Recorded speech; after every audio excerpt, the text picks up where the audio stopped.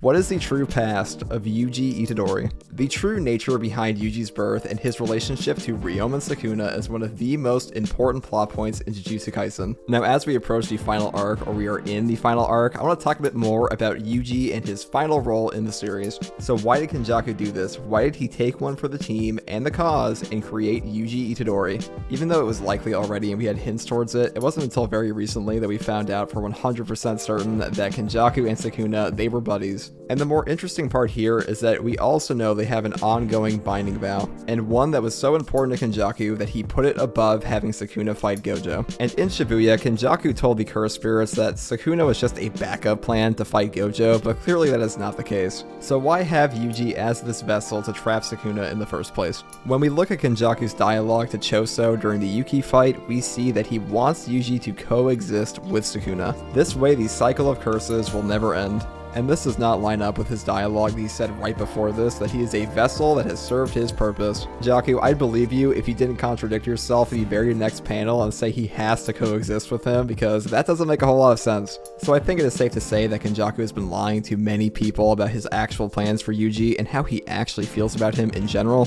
Because in front of Choso, he refers to Yuji as that thing, but we also know that at the beginning of the Culling Games, he is referring to him as his son, and even seems to care for him. So we know that Kenjaku is expecting much from Yuji, and we also know that Sukuna thinks that he is very ugly and does not want to look at his face. But why is that? Why would Sukuna not want to look at Yuji's face? Why does he get offended by the presence of Yuji in front of him? And why does Yuji look like a younger, less mutated version of Sukuna? And more importantly than that, Sukuna's original four-armed form as the King of Curses, it is directly compared to Tengen and their advanced aging. And whoever Sukuna was before he was the King of Curses, before he was the Fallen, he probably didn't look like a giant demon. And to go even deeper into this, we have not seen Sukuna in his innate domain since he took over Megami's body in chapter 212. And my theory could be proven incorrect within a panel, but the Sukuna representation we see inside of his innate domain might just be Sukuna in his original form before he was ever the King of Curses. Because when we unfortunately look at Tengen and the fact that they were preaching Buddhism and the foundations of Jujutsu during the Nara period, that is 200 years prior to the Heian Era,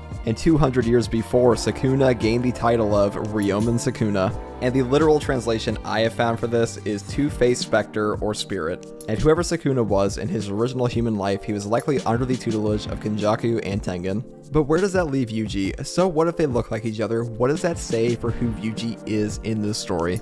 I want to go over two theories in this video, and that Yuji and Sukuna, they might be the same person. Or to be more exact, I think that part of Sukuna was used in the creation of Yuji. Because as of chapter 222, we know that Sukuna does not have his last finger, and he assumes that Gojo is in possession of it. But this is unconfirmed to us, and I think that this is a red herring.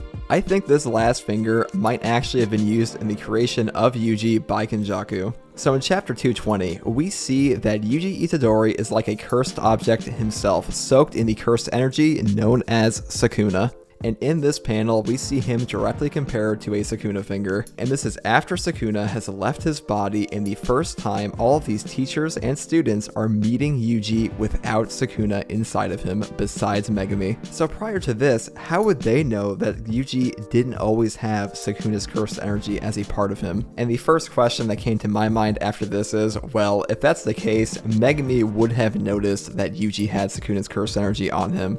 So I ran it back to chapter 1, and we see that Megami did feel Sukuna's cursed energy on Yuji as he ran right past him like a motor vehicle. He follows him all the way to the hospital, chasing this trail of cursed energy, says, "Oh, your grandpa died, tough break, let me see that finger." He opens the box and finds out there is no finger inside, and he assumes that he has been following the lingering cursed energy from the finger in the box the entire time. But what if he was just following Yuji the entire time? Because they bring that box with them, so Megami wouldn't really suspect anything. They get back to the school. Yuji is the first one to feel the presence of Sukuna's full finger inside the building, and then you know the rest. He goes in, they fight the cursed spirits, and he eats the finger, and Gojo shows up. Gojo confirms that he ate the finger. They go back to Jujutsu High, and everybody from that point forward knows Yuji as the vessel of Sukuna. If anybody in this series would know how to warp a Sukuna finger or put it into a different body or use it in the creation of something, it would be Kenjaku, the guy who taught him how to make them in the first place. And we also get dialogue from Gojo saying that a vessel like this comes once every 1,000 years. So who was the last one? Well, I think it was probably Sukuna himself. During the Heian period, Sukuna was a well-known cannibal, and Yuji in the modern day is also eating cursed objects to gain power from them. So is Yuji Sukuna's last finger, or was he created with Sukuna's last finger? I think that is a definite maybe. And the other theory I want to bring up is the theory that Yuji and Sukuna, they are twin brothers. And if either one of these theories are true, Yuji and Sukuna, well, they are technically the same person, because identical twins pretty much always share the exact same genetic information. But for the purposes of Jujutsu Kaisen, with characters like Mai and Maki, Jujutsu views them as one person. And the interesting thing to note is that a character like Maki, she was born to a sorcerer family, but the only reason she doesn't have a curse technique is because she has this heavenly restriction that removes her curse energy.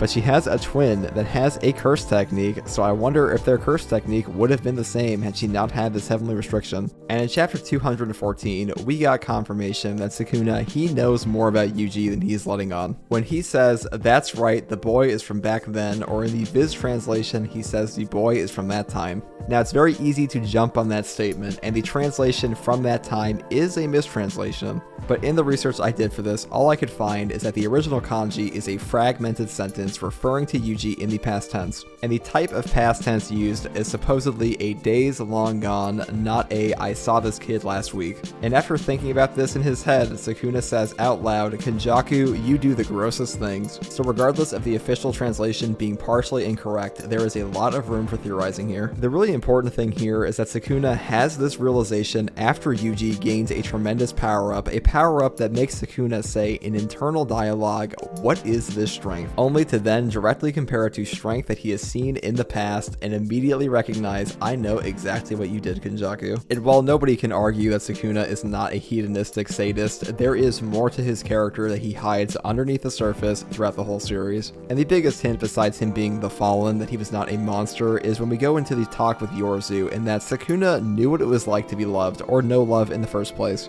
And when he runs into Gojo, and he's about to be challenged to their fight on December 24th, Sukuna thinks about this conversation again. And we look at this on the surface and we think, okay, so Gojo is the only one that can relate to Sukuna on what it means to be the strongest and the isolation that brings. And this is true. Gojo is the only one in the modern day to be on Sukuna's level. And this is the first time Gojo has ever met somebody that is on his level, but I do not think that this is the first time Sukuna has. I think Sukuna is reminded by Gojo of somebody he fought in the past who he had a similar situation with. And I think it's possible this was his brother, it could have been somebody else. There are a lot of references to twins, and it explains a lot about his behavior in general. It could have also been a lover, somebody like Angel. A lot of people think that Angel and Sukuna had a fling going at some point in time. But the real takeaway here for me is it feels like Sukuna is reminiscing about something he experienced before that he's reminded of by Gojo. I'll be making a Gojo video soon, especially about the current ongoing fight with Mahoraga again, because I have some new thoughts about that as well. But Yuji's past is one of the most interesting things in this story to me, so I'm curious to see where it's going to go once Gojo vs. Sukuna wraps up, and especially once we actually get some more major revelations, because I don't think they're just going to be plot dumped on us. I think we're going to have a bit of a drip feed of all the plot reveals. Unless we get the Heian Era Flashback, which is probably the most requested flashback in the entire series at this point, so that could just be one giant plot dump. But that's just my opinion, and I want to hear yours. What do you think about Yuji's past, and what do you think his relationship with Sukuna is? Let me know in the comments below. And if you like content like this, subscribe for more. And as always, thanks for watching.